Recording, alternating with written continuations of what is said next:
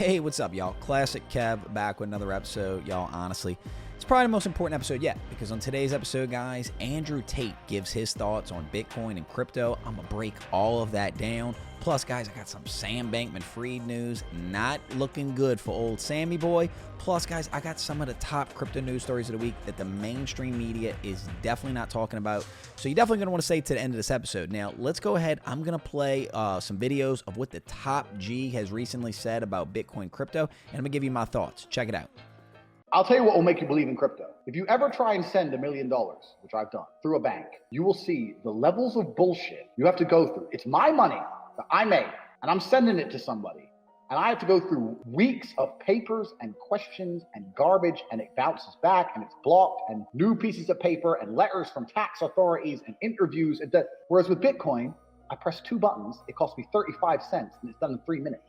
And there's too many people with a lot of money who are tired of banks. That's why Bitcoin will never go to zero. Because there's too many people with a bunch of money who do not want to be playing these games, whether they're criminals or even if they're legit. They just don't like, what? I'm trying to move my money. You're giving me questions. That's why Bitcoin will never go to zero. Here's the good point. Yes. When crypto's going up and crypto's reaching all-time highs, everyone's panicking, trying to get hold of money to buy crypto. Too late. You need to buy the crypto now. Now that the prices have tanked, so that when the next bull run comes in 2 to 3 years, people are saying it's going to be soon. That's all cope. These are people who are trying to make fast money because they don't have any business sense. That's all garbage and cope. The real money is going to come in 2 or 3 years. Now is when you need to be panicking for money. Not when crypto was spiking and everyone was talking about it and every dummy was making money. Then it's too late.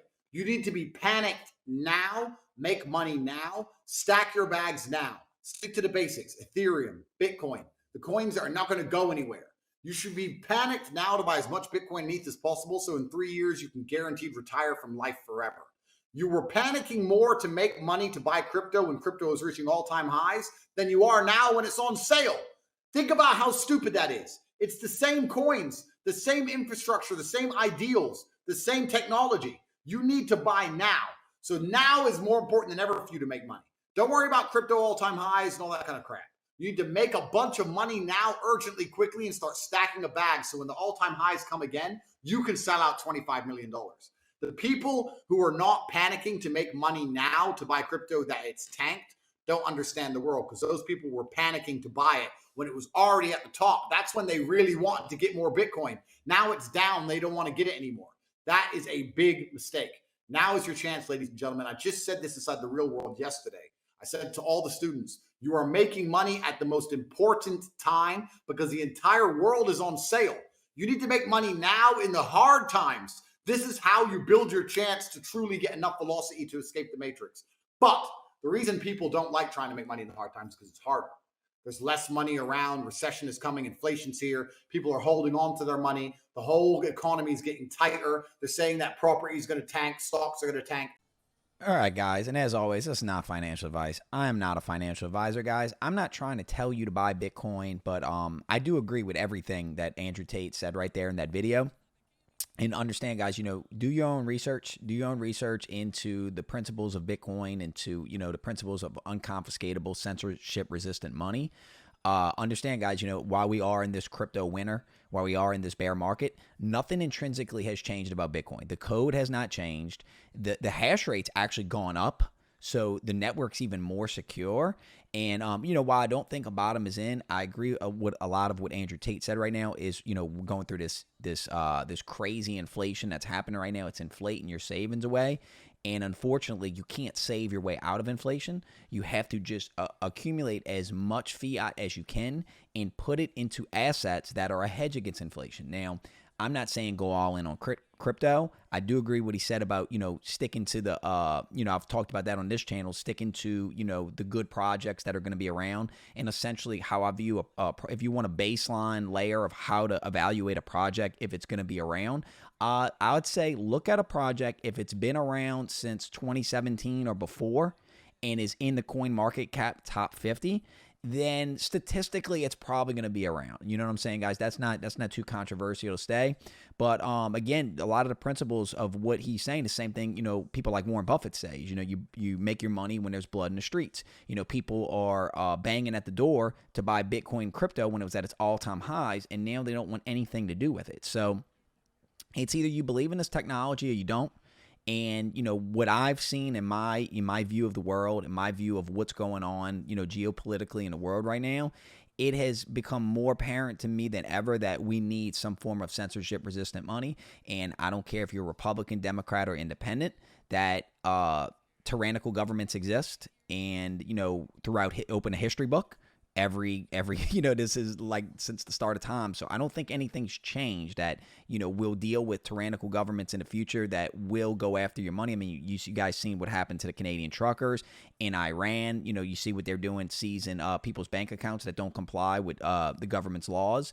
So this is really important technology, guys, and I think it's the equalizer. I think this technology is the great equalizer. But again, I understand why a lot of you are skeptical because of all the scams and the Sam Bankman-Fried in the world. But that's why we got to get these scammers out of this industry, guys. For this industry to truly flourish, for the technology to be mainstream adopted, you have to get all of these Sam Bankman-Frieds out.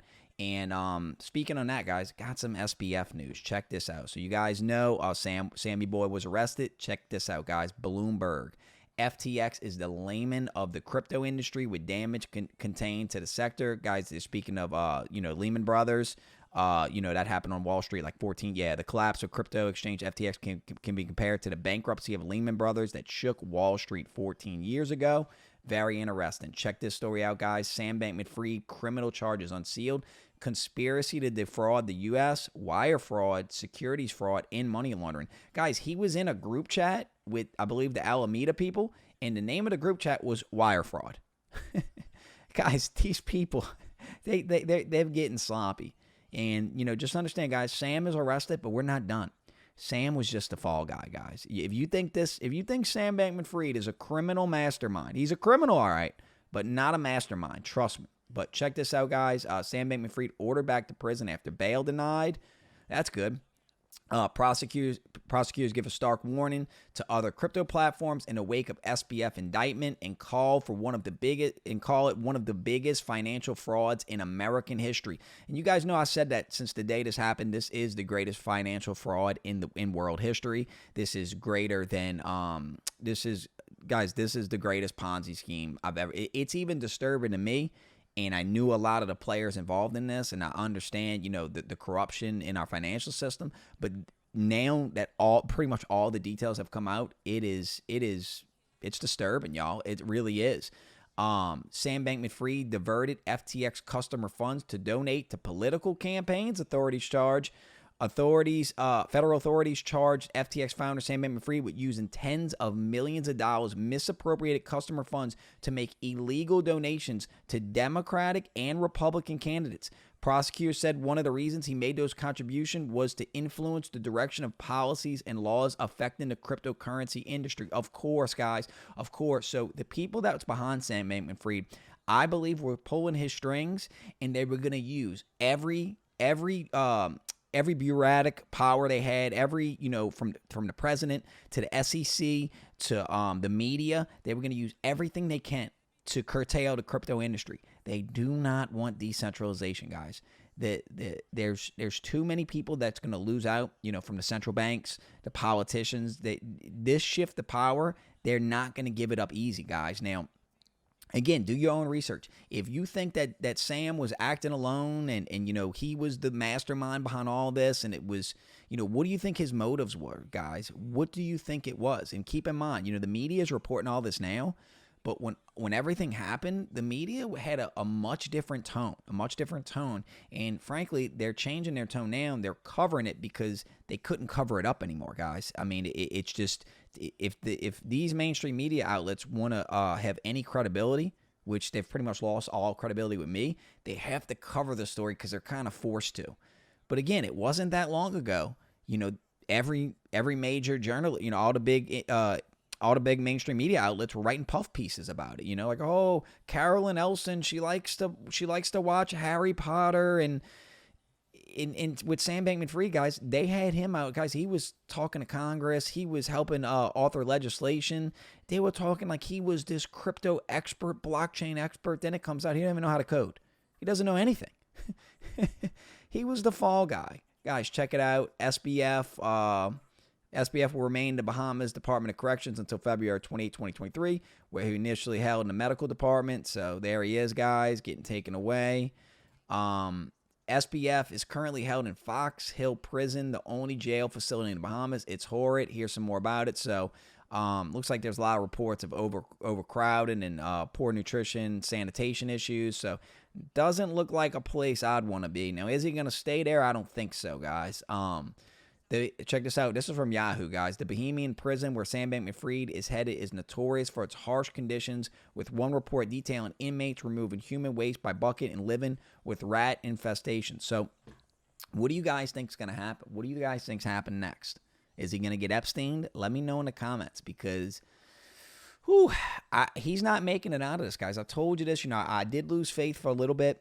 And again, guys, this is something that kind of happens with big players like him, where our judicial system is kind of forced. They're kind of forced to do something. And they kind of set up this entire Ponzi scheme, which was a slush fund for the Democrat Party for the midterm elections and also Joe Biden. And now that it's all collapsed, there's always a fall guy, guys. Come on. Now, he was trying to throw his girlfriend, Carolyn Nelson, under the bus. She lawyered up, was throwing him under the bus. I think she goes down next. You heard it here first, guys. I think she goes down, and possibly to Gary Wang. There was another fourth person. I believe they go down. Now, again, it's not just them, guys. It's not just the FTX crew. There's people above them. That's who we need to stay on this, guys. We need to stay on this, because remember, if you're in crypto, if you're in NFTs, I don't care what project you're in, they were coming for you. They wanted to get rid of everything, guys. It was going to be one platform, FTX. They could, manipulate the FTT token to short, the AMC stock, to short different cryptos into the ground. They could see all the trades you were making, so they could counter trade what people were doing. They essentially had an infinite money glitch, and they still screwed it up. That's karma, guys. That's the universe. That's the universe with something bigger. That's like, no matter how close these people get to full takeover, they're going to be stopped. And, Bitcoin is the weapon. That's why they hate Bitcoin. They hate Bitcoin. They can't control it, guys. Well, guess what? You've been hearing it's going to be banned. How many times has China banned Bitcoin? How many times the United States says they're going to come out and stop it? Bitcoin's been around, 12 years? They can't stop it. Spoiler alert, guys. So, anyway, next story, guys. Apple plans to allow external iOS apps in potential boom for crypto and NFTs. The tech giant plans to let iPad users install apps from outside the App Store. Apple plans to allow the installation of iOS apps from external sources. The move could be easier for developers to build apps around NFTs and broaden the ability to make crypto payments through iPhones and iPads. So, yeah, guys, so Apple had kind of like a walled garden, kind of, where the apps had to be approved through their App Store, because the developers of the apps had to pay like 30% to Apple in order to have an app on the App Store. So Apple doesn't want decentralization, guys. Apple doesn't like, the whole NFT culture. Apple doesn't like any of this. But Apple's been getting a lot of bad press due to, the treatment of the Uyghurs and what's going on in China right now, and some of Apple's plants and, the harsh conditions, labor conditions they're putting on their workers. So Apple, with all this news coming out, and Apple had a very cozy relationship with the CCP. With all that information coming out, Apple has now moved production facility to the United States. And I believe that they're making this move in an effort to, to keep it's a PR campaign, guys. Apple's never going to give up full power. They're never going to open source all their technology. Essentially, what that means is your iPhone being a brick where you can do anything to it. Apple, and again, guys, to make up for this, they'll just come out with a new charger or something that you have to pay for, you have to upgrade to for no reason. I mean, Apple's all about the money, guys.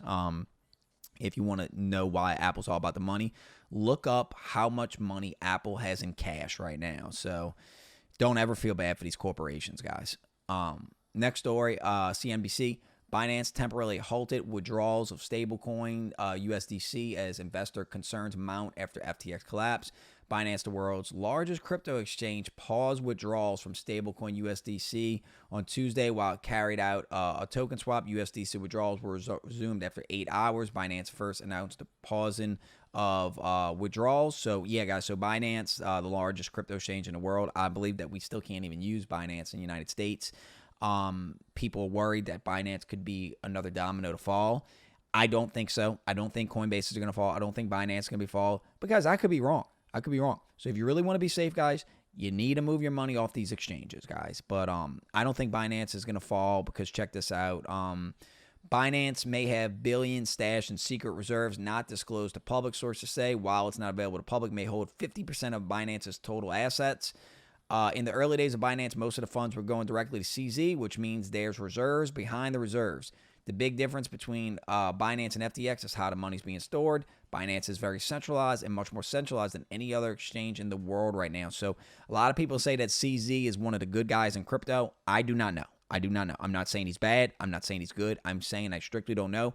From his actions and from his tweets, he does seem like one of the good guys.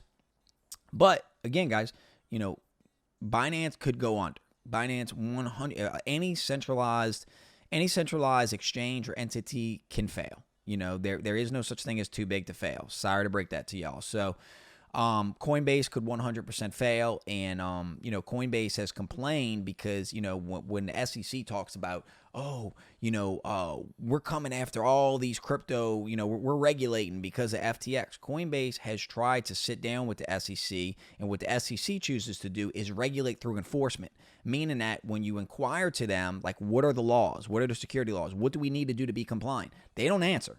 But when you go and do something that other exchanges like FTX are doing, which was giving yield, then the SEC comes in and finds you. So it's like, whoa, we see FTX is giving yield. We want to do it. And when we ask you, you ignore us. So there's no clarity. There's no clarity, guys. So again, the SEC, I don't think they have the retail investors in mind. I don't think they care about the retail investor, guys. They're serving a bigger purpose. And the bigger purpose is to regulate crypto into the ground to bring out the central bank digital currencies that, remember, were a conspiracy theory not too long ago. So think about that. Check this out, guys. Jim Cramer. Do you feel reassured by Binance as I do? Well, Binance is probably going under.